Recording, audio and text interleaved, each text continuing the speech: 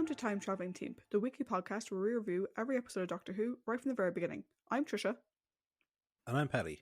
In today's special Rambling in the TARDIS, we're going to be doing something a small bit different, but kind of the same, as we will be reviewing the first official Doctor Who spin-off with K9 and Company. While there is no Doctor to discuss, we'll be discussing the characters and giving our thoughts on the story as a whole.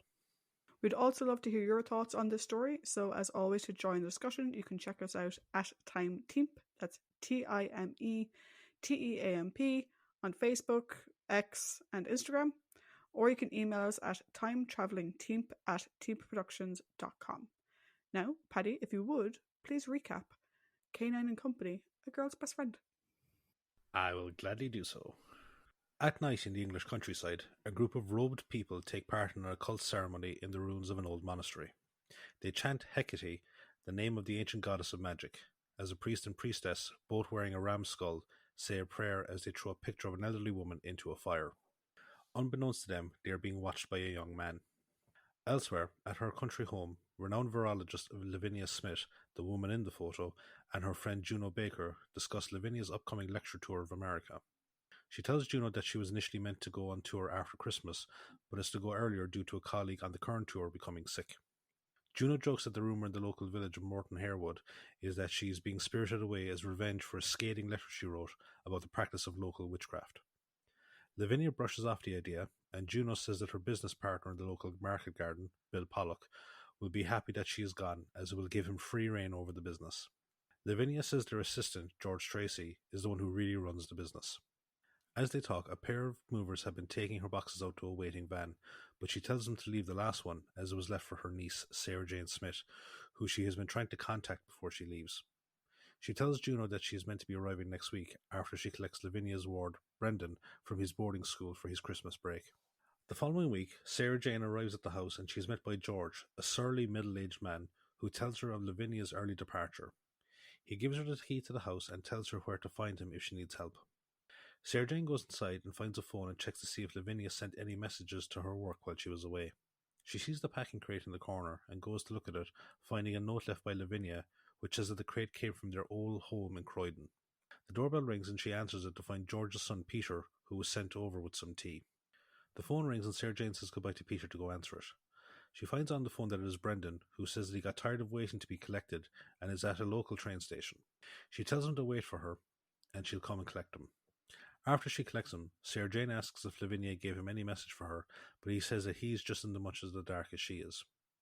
They make their way back to Lavinia's house, where they are met by Bill and his dog Jasper. He tells them that he has lit a fire for them, and that he has been living in the east wing of the house for the last year. They discuss his and Lavinia's market business, which he says has been very poor for the last 2 years, and could lead to closure unless things turn around. Brendan begins to speak about the science of agriculture, but Bill cuts him off by saying that experience and common sense are the only way to run things properly. Sarah Jane says that she's happy to leave the running of the business to him, and then asks if Lavinia left any messages with him. He says that she didn't, and suggests to Sarah Jane that she check with Lily Gregson, the local postmistress, to see if Lavinia sent any messages from there. Just then the phone rings, and Sarah Jane goes to answer it, where she is greeted by Juno, who invites her to a small get-together at the house later that evening.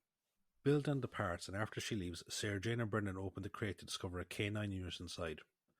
As they examine it, the robot dog activates and introduces himself as K9 Mark III. Sarah Jane asks where he came from, and he says that he is a gift for her from the Doctor. Sarah Jane asks how he is, and K9 says that he doesn't know, but says that the Doctor left him at her home 3 years previously with a message saying that he sends his love and that he will always remember her. As Sarah Jane finally remembers her old friend, Brendan continues to marvel at K9 and asks him questions about his components, impressing Sarah Jane with his technical aptitude. Sarah Jane asks K9 for advice on how to proceed with her queries about Lavinia, but he isn't able to provide an answer. She says that she will go to investigate at the local post office and leaves Brendan and K9 to continue their technical discussions. At the post office, she is invited by Lily for a cup of tea as she is closed early for the day. Sarah Jane asks about any messages left by Lavinia, but Lily says that she hadn't seen her for nearly 2 weeks, commenting on how unusual that was.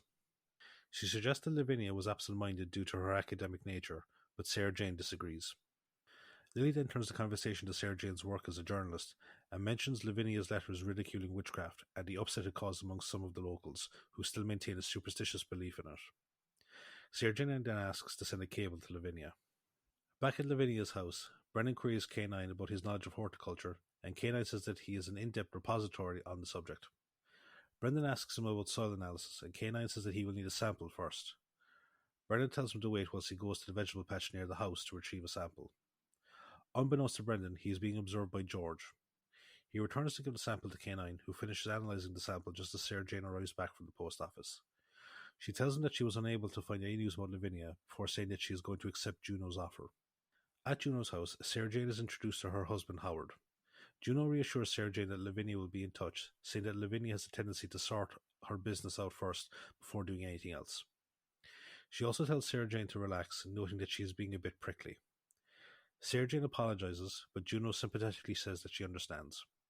She then introduces Sarah Jane to a man named Henry Tobias, the editor of the local newspaper. Henry tells her more about the letter Lavinia wrote, in which she claimed to have evidence of black magic rites being performed, but he says that he doesn't think any harm came to her.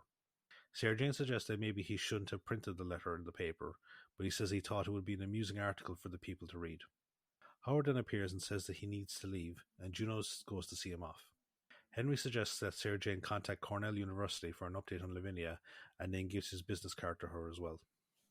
Meanwhile, back in Lavinia's house, Brendan hears movement in the corridors and goes to investigate it, thinking that it might be Sarah Jane. He is attacked by George and Peter, who try to restrain him, but he is rescued by K9, who stuns Peter with his nose laser, which causes George to run off screaming. K9 tells Brendan to tie up Peter whilst he takes off in pursuit of George. Peter wakes up a few moments later, and Brendan asks him why they attacked him, but Peter pleads with him to take Sarah Jane and leave Morton Harewood, saying that they are in great danger.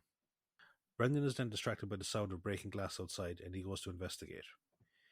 He finds K9 near a shattered greenhouse window, which broke after K9 accidentally knocked a ladder into it when he encountered a garden gnome. Brendan leads him back to the house and assures him that it wasn't his fault. When they get back, they discover that Peter has managed to escape. Shortly after, Sarah Jane returns, and they relay the assault to her. Brendan says that he didn't see who the second attacker looked like, but gives her a description of Peter. Sarah Jane says that there isn't much that they can do about it now, but says that they should make sure the house is secure. Elsewhere, George reports the attack to the priest of the cult, saying that K9 was Hecate's familiar and how it killed Peter. However, he is amazed when Peter arrives safe. The following morning, Sarah Jane and Brendan find George and Bill covering the broken greenhouse windows. Bill asks if they saw a large dog about, which he says is responsible for the damage, but Sarah Jane says that they haven't. She tells them about the attack on the house last night, and Bill asks if Brendan could identify the attackers. Brendan says that he can, and Sarah Jane says that she has rang for the police, who will be sending someone over to take a statement. They then turn their conversation to the allotment, and Brendan says that the soil seems to be too alkaline to grow anything well, but George retorts that the soil pH level is variable in different parts of the grounds. He then storms off, and Bill says to Brendan that there is more to agriculture than science. He tells them of a brief hailstorm that occurred right at the start of the apple picking season that cost several £1,000 loss in damaged produce. He then spots the police approaching, and Sarah Jane and Brendan go to speak to them. At George's house, he demands that Peter kidnap Brendan and bring him to the house. A tearful Peter says that he might get caught, but George says that he knows that he wants to get caught and says that Hecate will seek him out for revenge if they betray her. Later that evening, a tired Brendan bids goodnight to Sarah Jane and K9 before going to check the doors to ensure that everything is locked up. As he checks the back door, he is kidnapped by Peter. Back in the library, Sarah Jane finds some books on witchcraft and falls asleep reading them. She wakes up the next morning to discover Brendan missing and the phone line cut. She says that she knows who attacked him and takes K9 with her to the George's house. They find it empty, but K9 tells Sarah Jane to leave him there and collect him later that night. She agrees and then stores him in one of the cupboards. Sarah Jane goes to the local police station and reports Brendan's disappearance and states her belief that Peter is involved. Bill suddenly appears and tells her Peter was given a suspended sentence 6 months prior for housebreaking. The police sergeant, whose name is Wilson, informs her that Peter has been reported missing by his father. Sarah Jane angrily demands to know what is going on, citing all the strange events and disappearances. Wilson says that they will put out a general alert and advises her to wait by the phone, but she storms off by saying that it isn't working. Bill follows her out and she demands to speak to George. Together they head back to George's house but find it still empty. Bill says that George usually visits his mother this time every week and says that they just need to wait.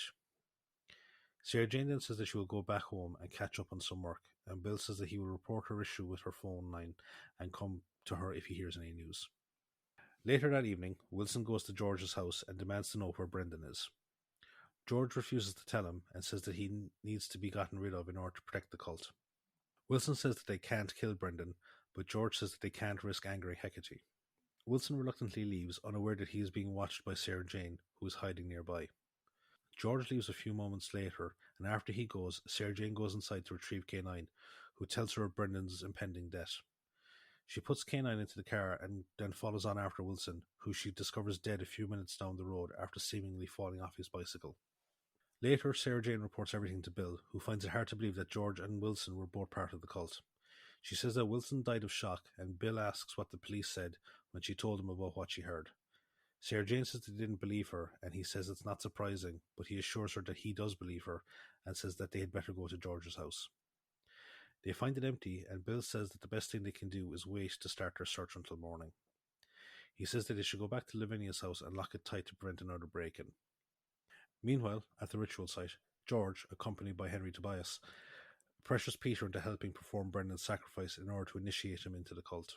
The ceremony starts, and the masked priestess invests Peter into the cult whilst the other members chant the goddess's name.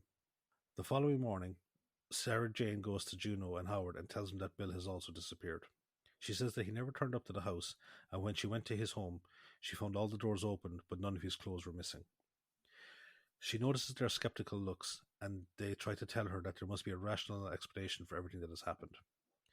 Howard says that Wilson died of a heart attack, and that Sarah Jane possibly misheard their conversation as she was outside when they were speaking, but Sarah Jane denies any sort of mistake. At an impasse, Juno suggests that Sarah Jane go home and rest, telling her that Howard will find Bill and get her phone fixed, whilst Juno will send the local doctor to check in on her later. With no other choice, Sarah Jane thanks them and heads back to Lavinia's house. Sarah Jane returns to find K9 scanning books and vents her frustrations about the situation to him. K9 says that he has been reading up on occult practices, and he says that the sacrifices were performed at the winter solstice in order to ensure a good harvest. Sarah Jane says that the solstice is tomorrow, and K9 asks to see a map of the area. He identifies all potential ritual sites on the map, saying the ceremony has to be performed on hallowed ground. Sarah Jane then says they can search all of them, but K9 says that the solstice technically starts at midnight that night. The phone then rings, and Sarah Jane answers it to find Juno on the other end. Juno says that she and Howard are worried about her and invite her to dinner. Sarah Jane, wary of the coincidental timing of the call, politely declines, and Juno says the offer is still there. Sarah Jane and K9 then leave to start searching for the ritual site. The search proves to be fruitless until K9 notices a smaller chapel on the map and says that there is one on the grounds near Lavinia's house, and they rush to it as midnight fast approaches. As they race to the chapel, Brendan is led to the sacrificial altar, where he is drugged by the priestess so he won't resist. Sarah Jane and K9 arrive at the ritual site, and K9 stuns the priest and priestess just as they are about to stab Brendan. The other cultists flee as K9 fires all around them, but Sarah Jane manages to knock out a few, including Henry, as they try to escape. She goes to make sure Brendan is okay before unmasking the priest and priestess, revealing them to be Bill and Lily. A few days later, Sarah Jane and Brendan are finishing Christmas dinner at the baker's house, where Howard tells them that all the cultists will be in court in a few days. Sarah Jane apologizes to Juno and Howard about her belief that they were part of the cult, but they laugh it off. The phone then rings, and it is Lavinia calling to wish them a Merry Christmas. Sarah Jane goes on the phone to her and says that she will explain all the communication confusion to her when she gets back.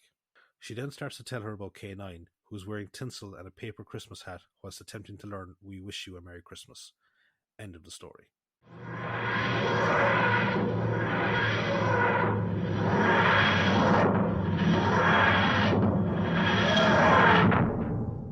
So, that was the rambling for a, not quite a feature-length episode, but it's like 50-something minutes long. Yeah, about that. Yeah. It's a kind of an indication for what the revival era will be like to do. Or some of Colin Baker's run. Very true. But anyway, that's for all for the future. For now, though, the present. And as always, with the present, we have the trivia, which mainly speaks about the past. So, the air date for the story in the past was the 28th of December, 1981. The writer is Terence Dudley, Terence actually wrote several Doctor Who television stories as well, none of which we've discussed yet, so we'll discuss his work more in Four to Doomsday, Black Orchid, and The King's Demons. Terence Dudley sadly passed away on Christmas Day in 1988, which is very sad. The director of the story is John Black. He also directed the Doctor Who story Keeper of Traken, and he's also the director for Four to Doomsday, so we'll see his work again at that point. Where did this show fucking come from? It's probably a question a lot of people have. And it actually ties back to something we mentioned when we were talking about Logopolis. John Nathan Turner really wanted Elizabeth Sladen back. Right? Originally, he wanted her back at the TARDIS because she was like a ratings darling. We talked, back, at the height of her run with Tom, like they were getting the highest ratings the show had ever gotten. And John Nathan Turner wanted that magic back, basically. So he originally wanted to have her come back in Logopolis, and that contract is what eventually led to Janet Fielding coming on board. He would have preferred to have Sarah Jane, be that transition from Tom Baker to Peter Davison, and then to, stick around for series 19, basically. But Liz had no interest in doing that. She didn't want to come back simply to play the same role and function that she had left several years before. It just wasn't for her. She thought it was a bit weird. At the same time, JT was trying to figure out what to do with K9, because they decided to get rid of K9, but the dog was very popular with children. And, there's a lot in that. So he was like, how could they do that? And so he ultimately decided that a child-orientated spin-off series with K9 might be a good thing, because then they have less technical problems than Space Planets with K9, but it would still be, targeted, primetime television. It'd be great. The show, however, would need to have a human lead, and his main person was Liz Sladen. He pitched it to her that it would be a departure from what she'd be previously done. I mean, yes, she would be returning as Sarah Jane, but she would do so as the heroine, not as the sidekick. And Liz found that interesting, the idea of returning to Sarah Jane several years later, but on Earth, having her own stories, doing her own investigation, maybe leading more into, her journalist roots and stuff like that, rather than just being the companion on off-world journeys that she wasn't particularly keen on. Originally, the show, as presented to Liz, was meant to be called Sarah and K9. Then it changed to being called Girl's Best Friend. When Liz received the script, though, the show had been renamed to K9 and Company, and the pilot episode was being called A Girl's Best Friend. And Liz was not happy. I can imagine. Yeah, she goes through, in her book, she has an entire chapter dedicated to this. And she goes to the fact that, Jonathan Turner courted her for months. He really wanted her on board with anything. And then, obviously, this is the thing that he came with. And suddenly, he was like, you're amazing. This is for you. It's going to be a great, opportunity for you, great platform for you. And suddenly she's like, and suddenly I'm the companion. I'm a companion to a dog. I'm and company. What is that? She did have other feedback on the script as a whole. There were several things that she thought that Sarah would never say, or that were completely out of character. She provided that feedback and was assured by John that it would be worked on. But when she got the shooting script, it was literally the exact same script. They changed nothing based on her feedback. The original plan had been to shoot during the Doctor Who summer break. But at the time, Liz was filming Gulliver's Travels, which we've mentioned before is amazing. Highly recommend. And so filming had to be delayed until November. I will say that in her book, Liz describes first reading the script on the set of Gulliver's. And she was like, the only thing that took my breath away was Lady Flimnap's corsets. Which is oh god. So yeah, so I was supposed to be filming in the summer. They were now filming in November. The witches, or the cult members, used masks which resembled goat's heads, as you mentioned, which is weird. And to be honest, the whole use of Hecate was kind of weird. Goats hold absolutely zero significance to Hecate whatsoever.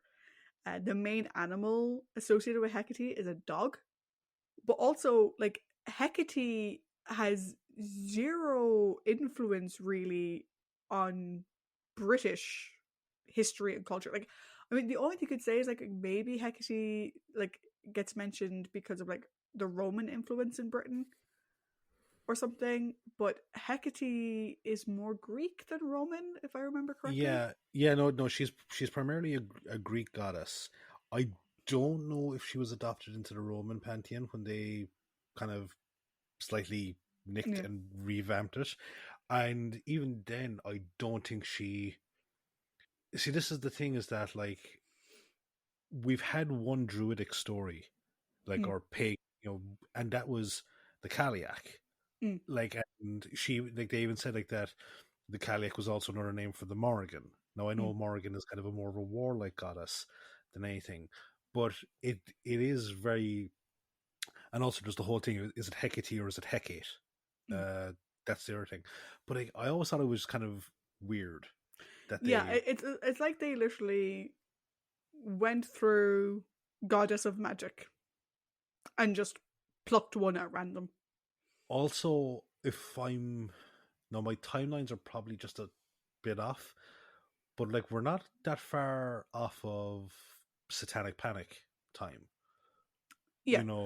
So I'd say what they did was they took all like what's the type of shit for the occult, like oh fucking goats, black coals, as you said, like Mm. which goddesses names, and just mishmashed it together. We're also not that far off, possibly in the same year as Clash of the Titans. Yes, I don't know if Hecate gets mentioned in Clash of the Titans. she, to my best of my knowledge, she doesn't, because But it could have put in the there's no, Greek thing in mind. possibly, quite possibly, Yeah. Anyway, shouldn't have been a goat, should have been a dog. yeah. Liz also had a couple of issues with John Black, the director. She found his direction to be flat and lifeless. Again, she mentions in her book how Jonathan Turner was on set, particularly on location with them, which isn't usually the producers don't go on location. Jonathan Turner was on location, and she kind of felt that John Black didn't push back against J&T whenever he could have. Like, regularly, like, Black sort of seemed that he was under pressure, cutting corners. I'll get to one of them in a minute. And he just didn't work well as a director. According to Ian Sears, who played Brendan, he wasn't respected on set, which if you've got Jonathan Turner in the wings sort of questioning your every decision, I can understand why. And he was given the nickname John Grey, which is a bit sad. For the nighttime shoots of the ritual scenes, they went on for ages during filming. And there's a couple of things. So the cast, who was, going around in the circle saying Hecate, Hecate, Hecate, at one point changed it to Equity, Equity, Equity, which is the UK Actors Union, basically the UK version of SAG. And basically their hint that like Equity would not be happy with the conditions. Also, poor Ian Sears was wearing this really flimsy outfit. He was frozen. So between takes, the actors, like the extras who had the torches, would come over and huddle around him to keep him warm. And I'm like, yeah, this would have made much more sense filming in the summer than it does filming in November. Interestingly, A Girl's Best Friend is actually the first Christmas-themed Doctor Who universe special, as opposed to it being a regular episode that had like something just sort of tacked on, such as the Feast of Stephen in the Daleks Master Plan. This was like the story was set at Christmas, was being aired around Christmas. It was about Christmas, which predates by a quarter of a century the tradition we now have of the holiday special. So this was actually the first official holiday special that was the entire story. Now, granted, this entire story was one episode, but it was a longer episode. So yeah. Many Doctor Who fans will remember this show because of its opening titles. The opening theme music was weird. It's very Knight Rider / Airwolf. Yeah, so it was produced by long-term Doctor Who enthusiast and record producer Aunt Lavinia. Both the theme music and the title sequence have been ridiculed over the years. It is weird. Levine, who was also like the unofficial continuity consultant for Doctor Who in the 1980s, he said in an interview that the music was intended to be an orchestral score, but was instead arranged directly from his electronic demo without Levine's knowledge. Also, the the lovely John Leeson was asked to come in to record the theme tune, and he's like, the dog is going to fucking sing. What the hell? But it was just him saying K9 over and over again. To the beat. Yeah. Yeah. The other thing about the opening credits is that there was no plan for them. So like so we had the music, which is one thing. But in terms of what we see on screen, there was no shooting script for the opening credits. Liz literally just turned up on set one day, was asked to bring some of her own clothes, which was weird. They spent a lot of budget on Sarah Jane's clothes, like in the main story, but Liz was asked to bring some of her own clothes for this. And she was told, "Oh, we're doing the credits today," but she's like, "There's no script. What are you doing?" So they were playing it by ear, which is very obvious when you watch it. Just to give people context, okay? I'm gonna describe it to you. I'm gonna play it here. I'm gonna describe. I'm gonna tell you first of all what it was meant to be. So, okay, John Nathan Turner, on the day, told John Black he wanted to be like Heart to Heart. That was the vision they were given. And what we get is right, English countryside, K9, just in a fucking field. Then on a wall. We no, just in a field. Then it's Sarah Jane sitting on a wall reading a newspaper randomly. Then it's back to K9 in the field.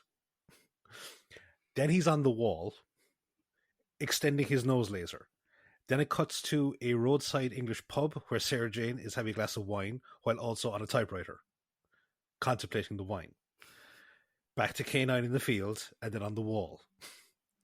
Then it's Sarah Jane jogging in sportswear down a road, then back sitting on a wall with K9 on the wall.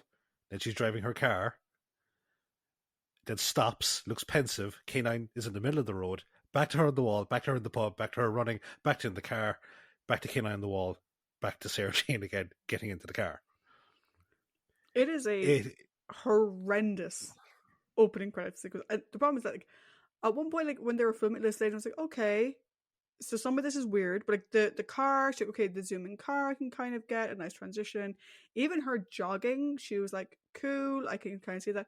But they record the jogging sequence, and John Black was like, that's fine, but can you slow it down? Because you ran out of frame too quickly. And she's like, then fucking pull the camera back. Do you have any idea how hard it is to jog slowly? It is the weirdest title sequence. But ever. I'm sorry. The theme music is fucking brilliant. I love it. Like I said, like I'll get into it more later on, but yeah, like it's sad to read Liz's thoughts on this show as a whole. Mm-hmm. But if you're just watching it on its own, it's fucking like the opening theme is just like there was ideas there. Yeah. They just didn't follow through enough with any of them to make it work. One thing that Liz mentions in her book as well is that there were some safety issues on set. Specifically, the scene where Sarah Jane's car is nearly hit by a tractor. Liz didn't even mark that in her script as something to be concerned about, because obviously she wouldn't be driving the fucking car, because the car nearly gets hit by a tractor. So Liz was sitting on the coach having a cup of tea when someone came to get her. It was like, Liz, we're ready. And she's like, ready for what? Like, oh, to do the car scene. And she's like, I'm not fucking doing the car scene. What are you talking about? And John Black wanted her to do it. Said, oh, it's fine. You're just going to drive down the road and then you're going to just swerve up onto the bank, around the tractor and back down. Now, Liz generally doesn't drive. I think I mentioned this before, I think when we were talking about Robot. I mean, Liz doesn't drive, or didn't drive, rather, in her personal life. She occasionally had to drive for work stuff. So in Robot, in this, in Sarah Jane Adventures, she'd later have an iconic car. But she generally doesn't drive herself. And so she was like, she didn't feel comfortable driving a straight fucking line. Never mind this stunt with a real fucking tractor that could have crashed into her. So she basically said no. After her misadventure in Wookiee Hole, when she nearly drowned, she was like, nope. She was unwilling to risk it. She put her foot down, said, nope, I'm not doing it. In the end, they did get a stunt double to do the dangerous part of it. But she was not happy that they were asking her to do it, and she saw it as them trying to cut corners and save money. Which also goes back to the intro sequence where clearly they were trying to cut corners and save money. Also, in case anyone's wondering, no, Liz did not receive any fight training or proper fight choreography for the rescue scene. So Sarah's weird, like, sort of half-assed karate fucking thing was just Liz doing meh. It's like a really bad actor with highly professional stunt people. Yeah. It's like the end. Basically, she read it in the script and she thought, oh, this is great, going to have like a couple of days or a couple of hours of, fight training. This would be really fun. No, they gave her nothing. I mentioned the show went out on the 28th of December. It wasn't meant to go out on the 28th of December. Because if you think about it, having K9 singing We Wish You a Merry Christmas 3 days after Christmas is a bit weird. Usually the things that end with We Wish You a Merry Christmas air before Christmas or on Christmas Day. Very rarely do those things air after Christmas. The show was originally meant to go out on the 23rd of December. But 2 weeks before, for some reason, it got bumped to the 28th of December. So this moved it from one of the highest viewing days, the day before Christmas Eve, you've got a lot of people, going home, gathering, whatever, to one of the lowest in the lull between Christmas and New Year's where no one has a fucking clue what day of the week they have. Despite that, though, the viewing figures for the pilot were very strong. They got a viewership of 8.4 million. That's 8.4 million people in the UK tuned in on a random day between Christmas and New Year's to watch K9 and Company, the Doctor Who spin-off pilot. It attracted more viewers than the average Doctor Who episode did during John Nathan Turner's run as producer. It was more popular than the other seasonal special that came out of his era, which is The Five Doctors, which only got 7.7 million. So this pilot of Sarah Jane and K9 got more viewers than 5 Doctors together, which is crazy. And what is also to be considered is, so it didn't go out on the original date. We don't know weird lull day in between. And also, there was a blackout at the Winter Hill transmitter station, which meant that the northwest of England didn't even get to see it. I think that's like, Jesus, that's like the first time a blackout like that has affected the show since An Unearthly Child. Yeah. So, like if you think about it, 8.4 million people on an off day between Christmas and New Year's, with the northwest of England not even seeing it, still got 8.4 million. So that pretty much is Sarah Jane and K9 are a bigger draw than Pertwee, Troughton, the first Doctor, because it's not Richard, it's not Bill Hartnell, the first Doctor. The possible Tom. Promise of Tom. I don't know what the promo was promise like. of Tom and Peter Davison. Yeah. It's crazy, isn't it? Which makes it all the more mind-boggling. The show did not go to series, which boggles the mind. It has the highest ratings of the last few years. It's 8.4 million is really high. The reason for this is that there was a changeover in channel controllers at BBC One.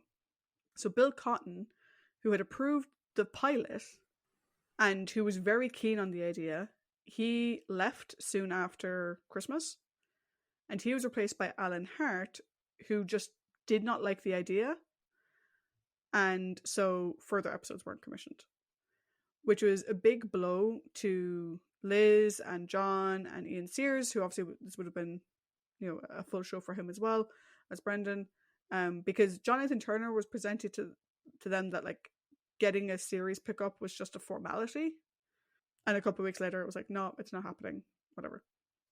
Despite that we never got a full series, K9 and Company is acknowledged as a canon event. Right? This isn't like Downtime or some of the other like unofficial like spin-offs that we will see over the years. This is acknowledged as part of the Doctor Who continuity, as part of the Doctor Who timeline.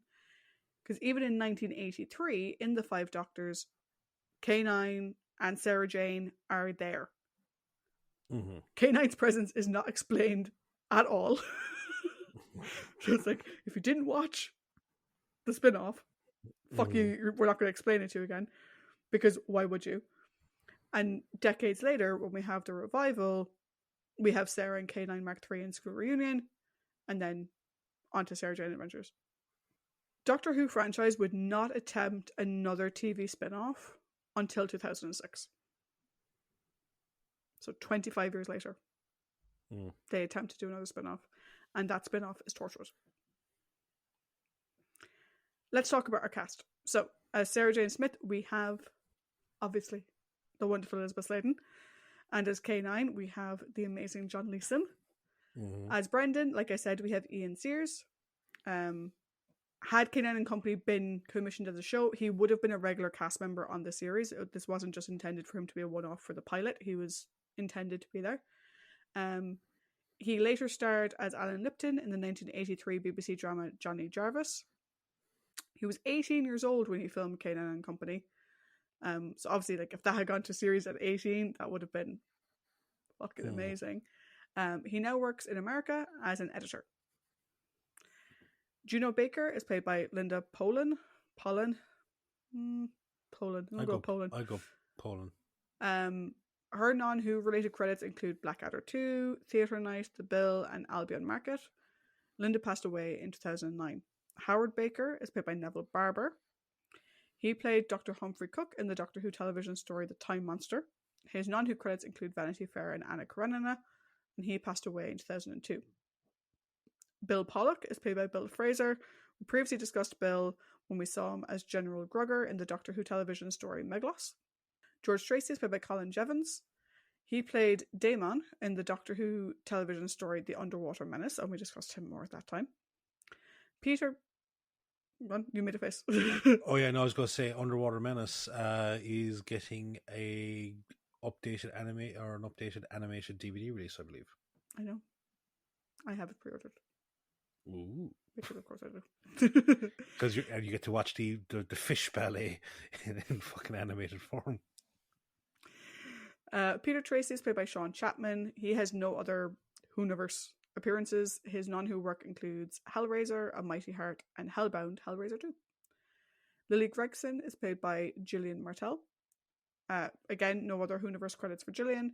Her non-Who credits include Cousin Bet, The Hand of the Baskervilles, and The Lady of Camellias, and she passed away in 2020. You were going to say something about Sean Chapman. Because I was like, I think I know him from something, and I was like, if it is Hellraiser, then I just need to make sure that he is who I think he is. Sorry, 1 second. Yeah, he gets fucked up in that movie royally. As Sergeant Wilson, we have Nigel Gregory. No other Whoniverse appearances for Nigel. He also appeared in UFO, Blake 7, The Invisible Man, and The Playbirds. And lastly, as Aunt Lavinia, we have Mary Winbush. She didn't appear in Doctor Who or any other Doctor Who related media, but her non-Who credits include All Creatures Great and Small, Z-Cars, Casualty, Jeeves and Wooster, and Oh What a Lovely War. Mary passed away in 2005.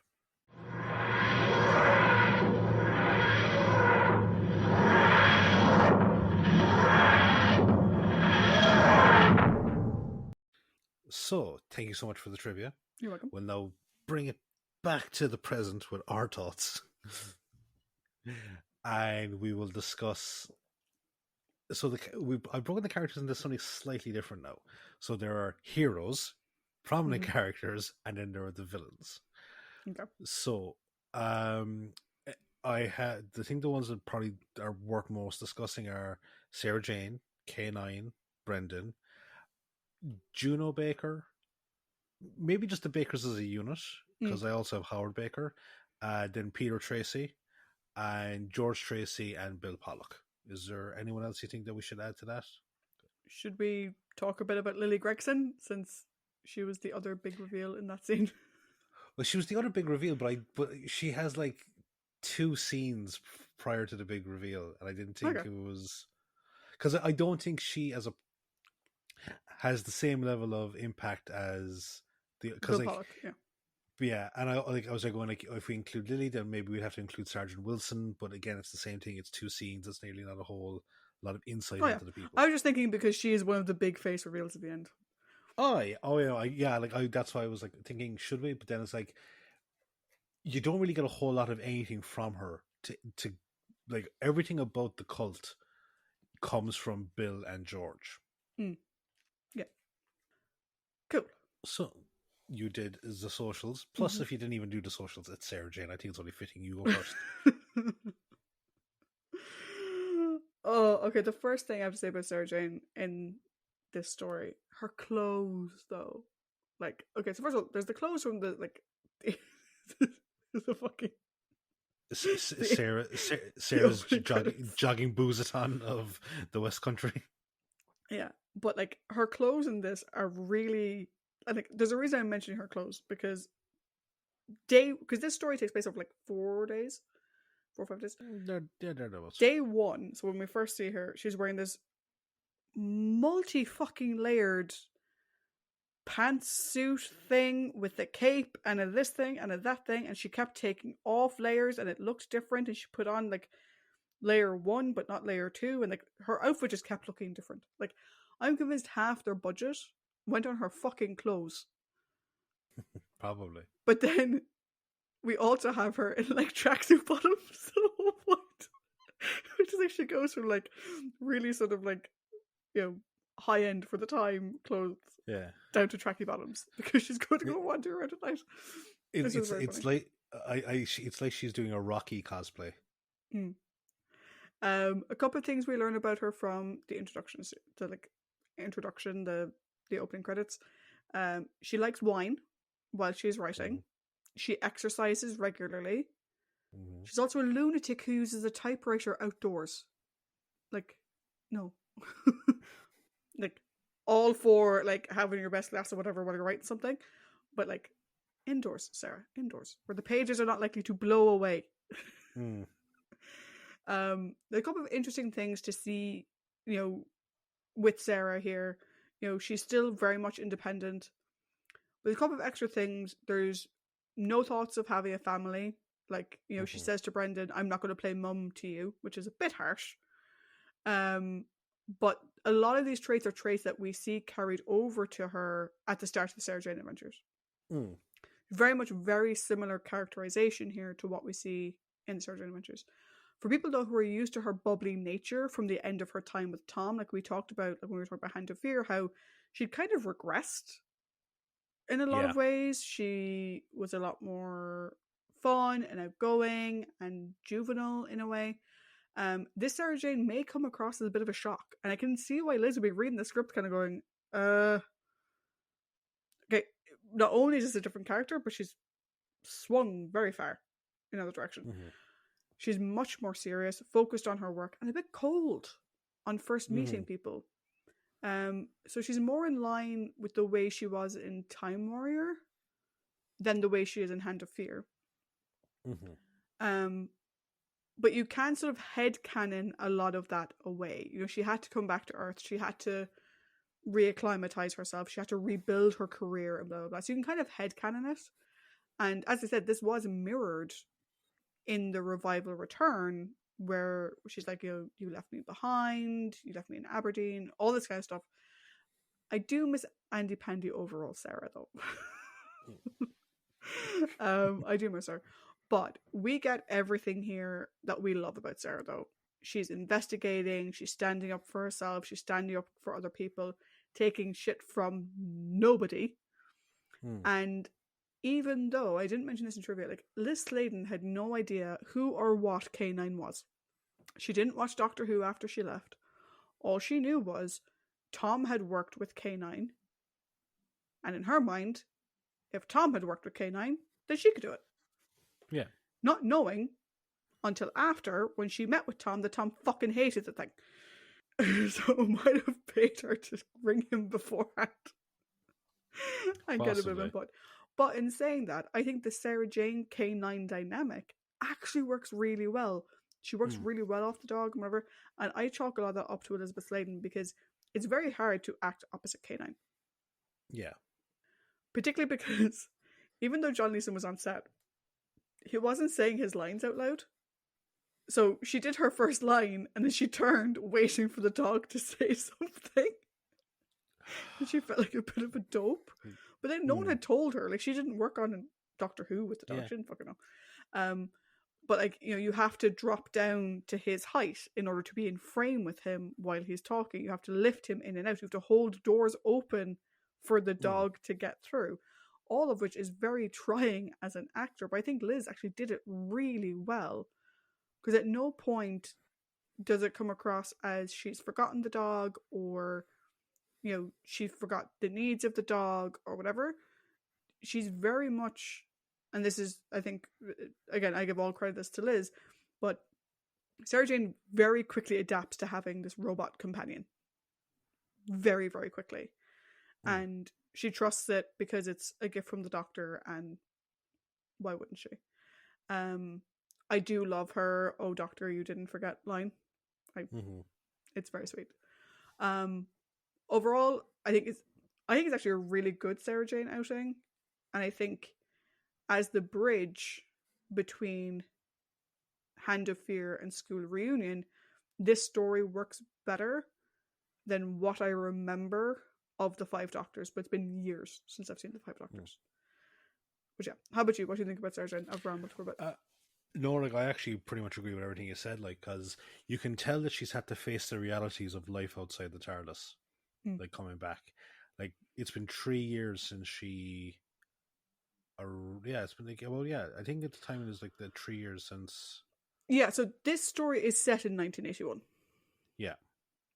And apparently K9 has been in the attic at Croydon since 1978. Yes.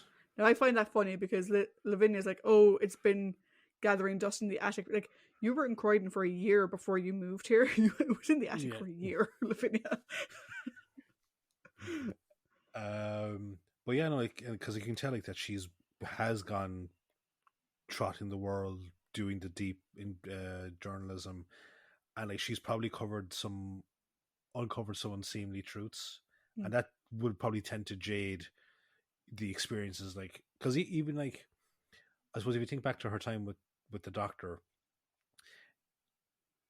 like, when, especially with Tom's Doctor, outside of Think Tank, there was no real kind of contemporary-esque villain she ever had to face. So, like, coming back and after experiencing, like, the horrors of the universe, but also the amazing stuff that she obviously saw in between, and then coming back to the fucking harsh realities of your own time, that would leave you jaded a small bit, like, or leave you a bit fucking hard-edged.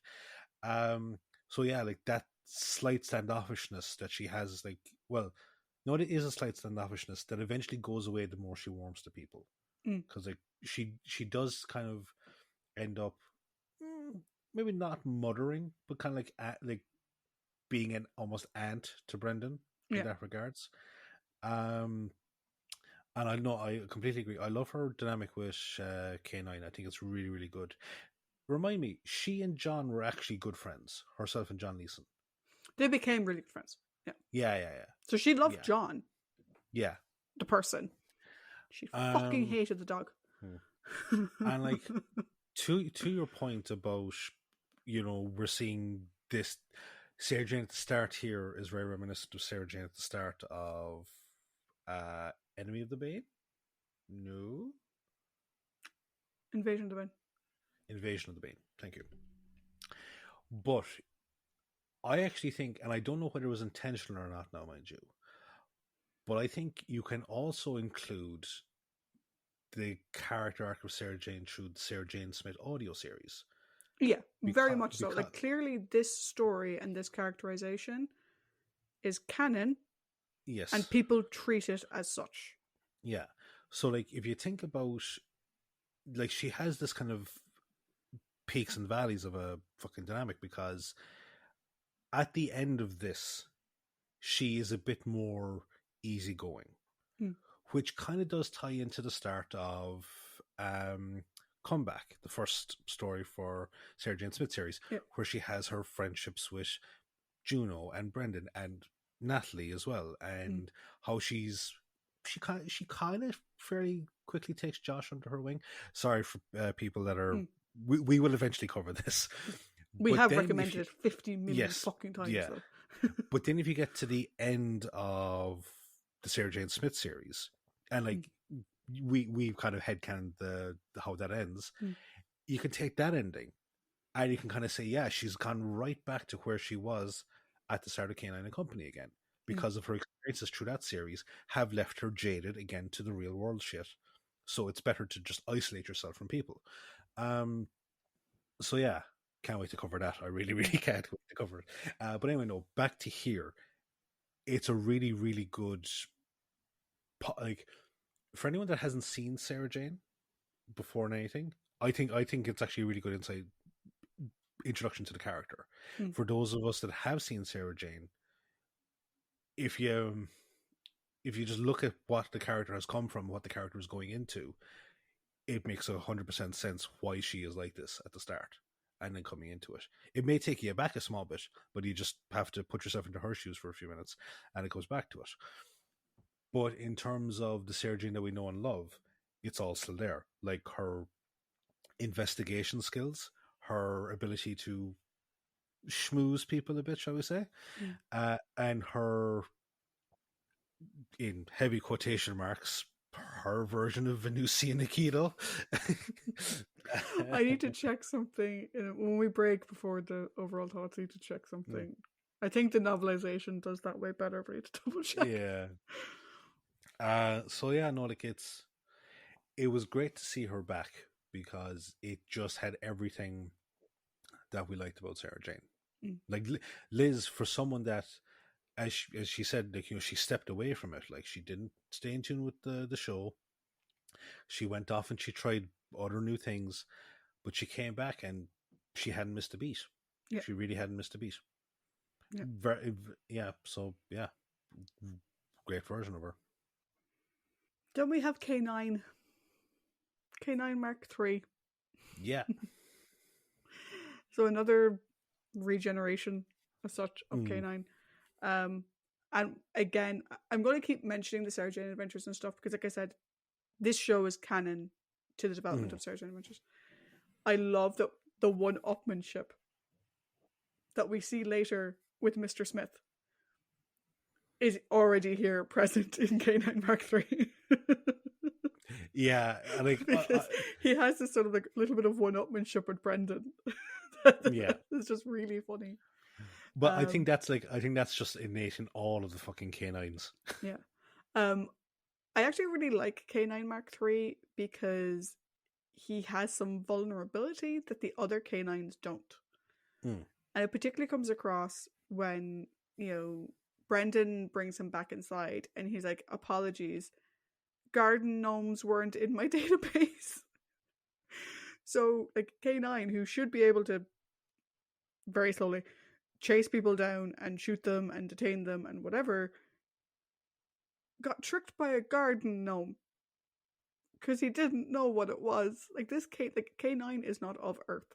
K9 has all this knowledge of all these different things, but plonking him in contemporary Earth is just like, it adds a little bit of vulnerability to him. Do you know? And I kind of would have liked, like, I don't know if I would have.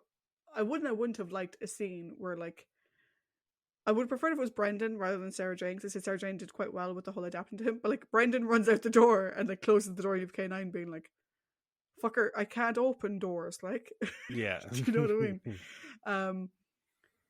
However, he's still able to save the day. Mm-hmm. Do you know? Like I said, I think the way K9 is with Sarah Jane works really well. The collaboration, him viewing the map, him guiding her to whatever, him, being the bestest boyo.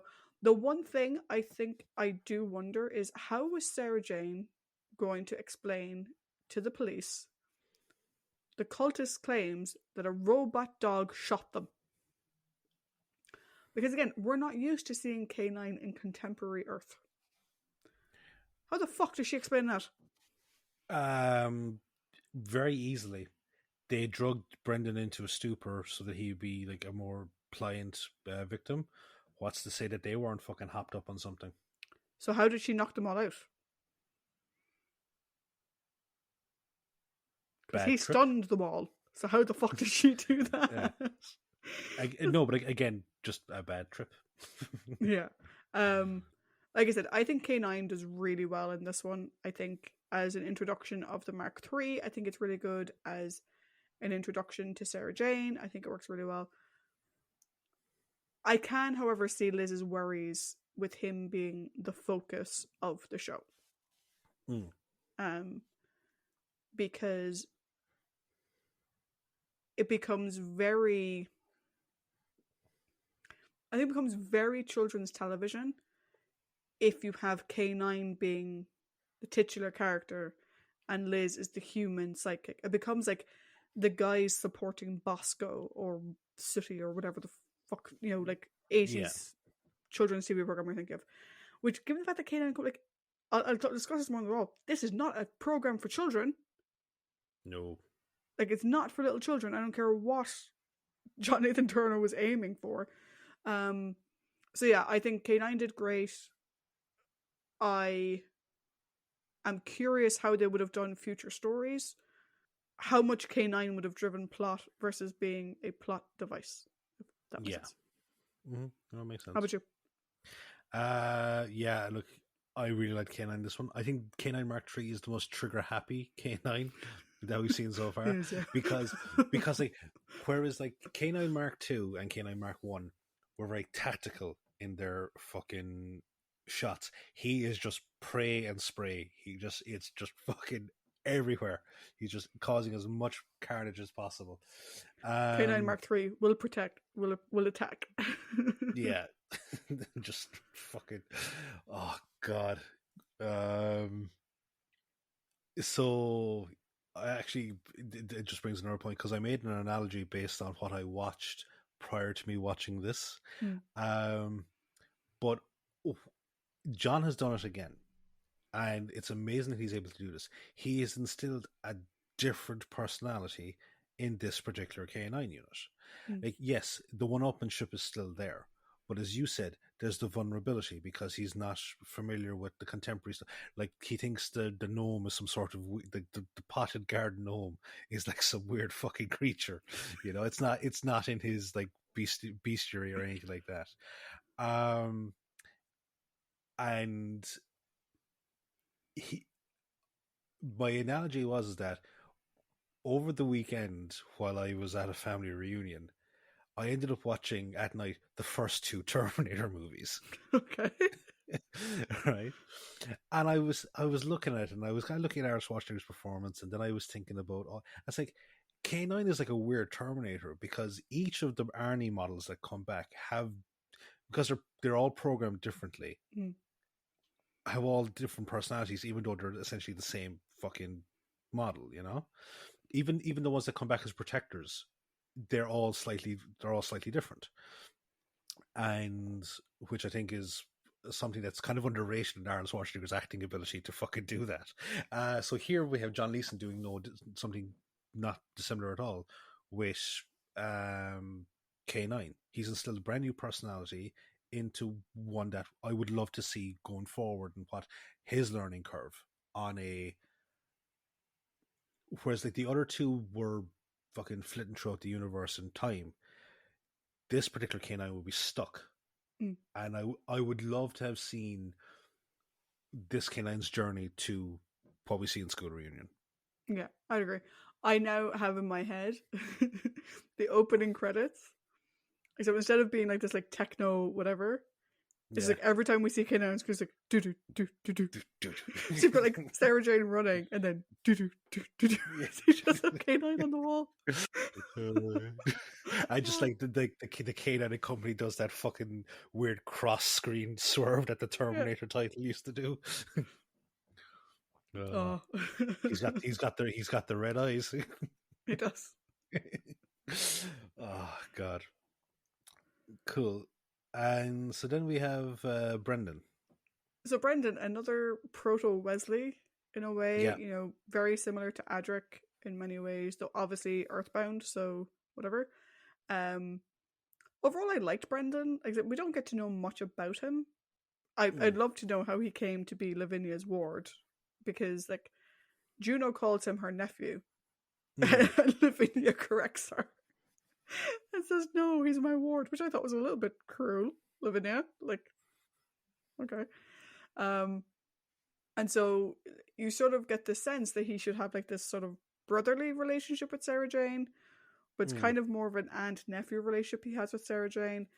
But where the sibling relationship comes from is the sibling relationship between Brendan and K9. Yeah. Like, a little bit of sibling rivalry, but also good collaboration. Like, he's so, like, enthused with K9. Like, and there's a couple of things that in the context of the show don't really make a lot of sense. Like, the fact that Brendan's saying, like, oh, you've got, like, you know, this type of motherboard and this type of memory. Brendan shouldn't really know that, because K9 is meant to be like 53rd century technology or something. Yeah. But on the show it works. In the broader scheme of things, it doesn't really make much sense, but yeah, in the episode it works. But yeah, I think he's a really good character. I mean, he's clearly like a little bit of like, he reminds me of so like the rebellious nerd in the sense that like he left school early because he got sick of waiting. And he just took a train, not knowing if anyone would be home. But also, like, I'm curious again to know more about where his wardship or his ward status came from, because he's saying that he doesn't like his boarding school. You know, he wants to live at Morton Harwood. He wants to live there. And so he's like, oh, you're going to be sticking around. Maybe I can stay and go to local comprehensive here. Which is a bit sad. Do you know what I mean? Like, he's clearly an orphan of some sort. Yeah, I'm just going to take a and look he's there. Fucked off to, you know, boarding school. And, you know, he comes home for Christmas. Lavinia's going to be away again. Do you know? It's very sad. I was kind of curious to see more about him. But I think as an introductory story, I think he's really good. I say he's a little bit of the Wesley Crusher-esque nature to him. But again, I think it's done quite well. I will say as well, according to the special features, Ian Sears was saying that like Liz was very protective of him as well on set. But yeah, overall, I think for an introduction to a new character, you know, an Earth-based teenager, like he's like what, 16 years old. I know the actor was 18, but I think Brendan's meant to be like 16, 17, probably 16 if he's still talking about going to the local comprehensive. I think it's a really good introduction. How about you? So just before I give my thoughts on it, I looked up just to see what he was like, what his connection to Lavinia Smith is. And it's fucking weird. It's actually pretty much Luke. He's an alien baby that his race gets saved by Anne Travers and the Brig, but only back when he's a colonel. But by the time that the species are saved, he has taken on human physiology and can't revert. So then he adopts a human persona. Where the fuck is that from? It's from 2 books. The novelization of K9 and Company and another one called Moonblink. Okay. I'm going to have to get those because I have never heard that before. And now Yeah, I'm actually going to, while you're talking, I'm going to go to my bookcase. I don't know if I actually have K9 and Company the novel. You keep talking and give your thoughts on Brendan. will do. I realize I've All gone right, away from the microphone, so sound quality is going to suddenly be shit for that sentence. Going to look up a cool. book. Paddy, talk. All right. So can you still hear me? First of all. All right. So yeah, as you said, he's another proto Wesley, so like another teenage prodigy. But I think, unlike all the other ones that we've seen in the show, which would be like Susan, Adric, and Vicky, he actually feels the most childlike, especially like in this way that he thinks he knows a lot, like more than like some of the locals because of his education and because of his own intelligence. But he kind of gets brought back to reality by Bill and George with, okay, yeah, you may have like an academic knowledge of something, but you also need like intuitive nature, and you need experience. And you do seem get kind of sulky over that. And it's, out of all, as I said, the teenage prodigies we've seen in the show, it is the most real to life childlike. Um, so I like that performance of it. I did like his connection with K9. I love the, as I call it, the jargon off about um, what everything, like, like basically you've got this, yes. What have you've got this naturally, and it's just all like the type of shit that they're talking about, and you can even see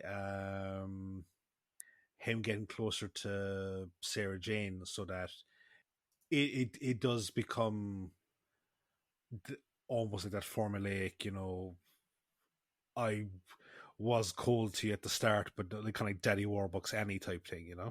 Hmm. Yeah. Also, I completely forgot the very first time I ever watched this back, which was like a week after I bought it for you. I was convinced that at the end of it, for some reason, K9 was drunk because of the fact that he fucked up "We wish you a Merry Christmas." He just read the words wrong and then corrected himself. But I was convinced because of the jaunty angle of his paper hat and the tinsel wrapped around him, he was drunk. How he got drunk, I cannot answer, but I was convinced he was drunk. Okay, then. I surprisingly do not have the physical version of this book. Hmm. I have the audiobook, which is read by John Lewison. Mm-hmm.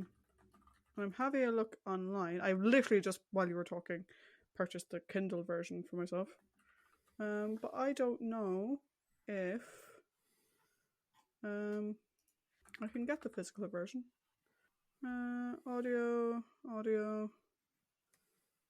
No, there isn't a physical version. Well, not currently available. I may have to contact the Doctor Who shop and ask them if there's a physical version. If there's a physical version somewhere to be found, they could have it because they've got a rake of shit. Yes. And also, if there is a physical version to be found and someone knows where it is, message me and tell me. Please. Thanks.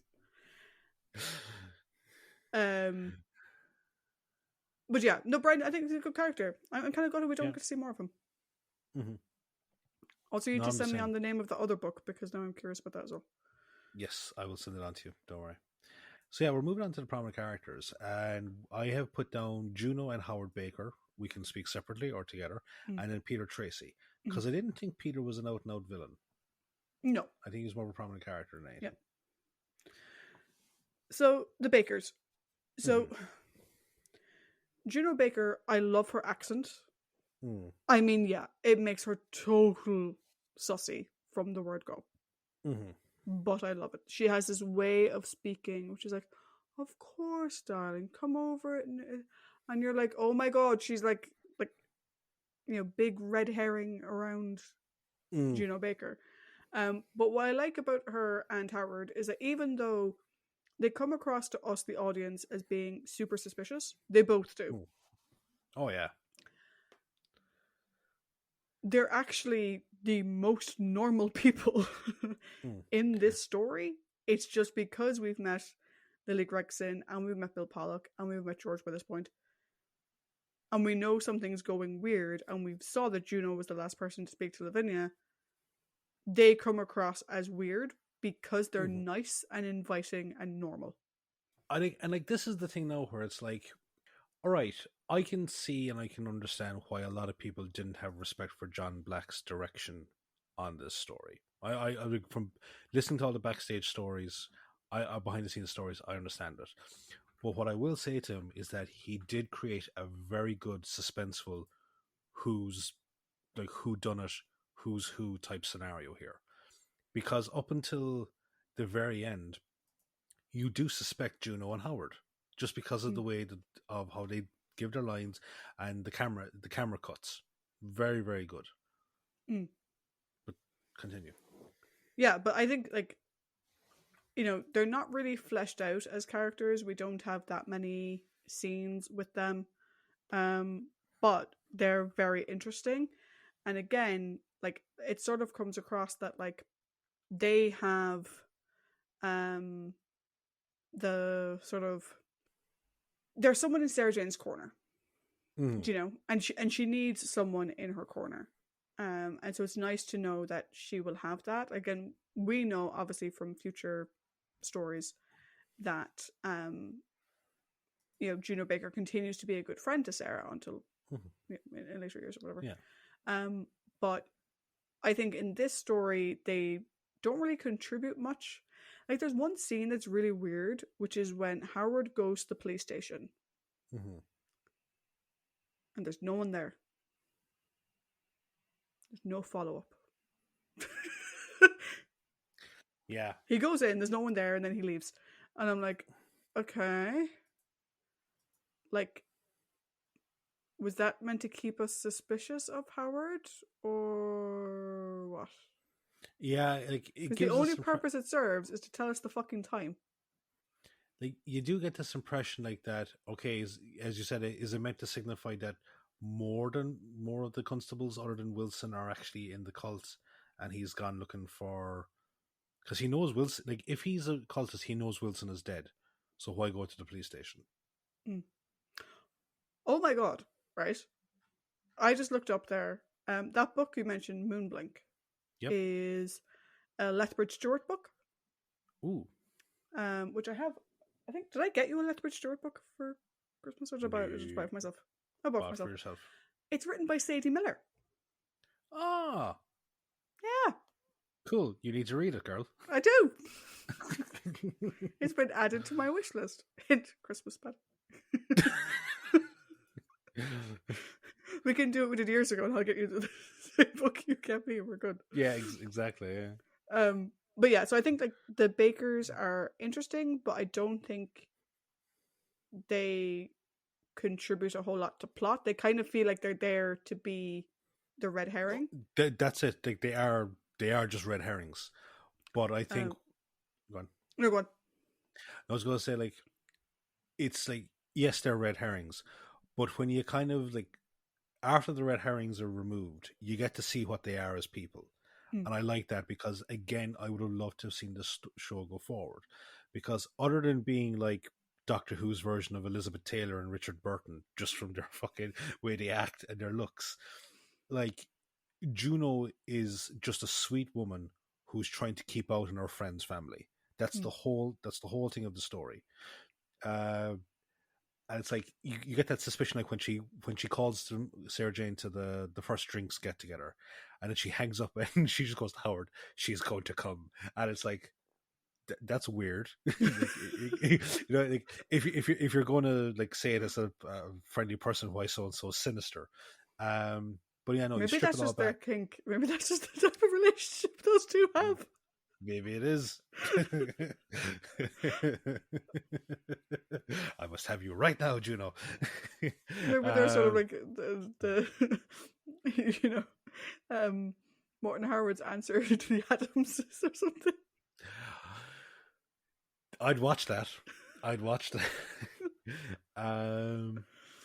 And like Howard as well. Like it's told throughout the story essentially that Howard is like Mr. Moneybags. He's like he is like the richest man in Morton Harewood, much to the chagrin of Bill Pollock. and a few others. But you know that his wealth and his status doesn't actually go to his head because he treats everyone that he sees or everyone that he mingles with respect, no matter who they are. So, like, while, he's the most affluent man in the village, he's still a Morton Harewood boy at heart, or whatever the case may be, you know? Yeah. And what I say, so Bill Pollock makes a point of like, oh, you should stay away from Juno and Howard Baker because they're our main competitor. Juno and Howard don't see it that way. Like, no.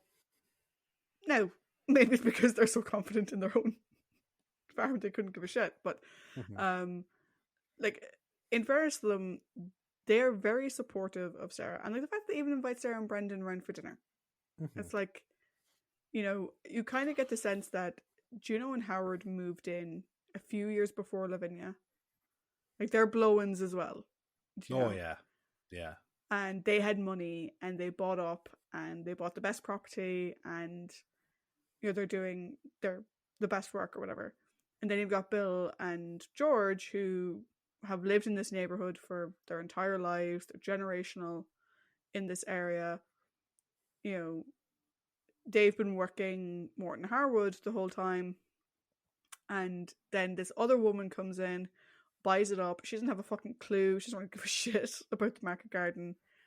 And they're having to deal with all of this. You can tell there's like obviously resentment there between them.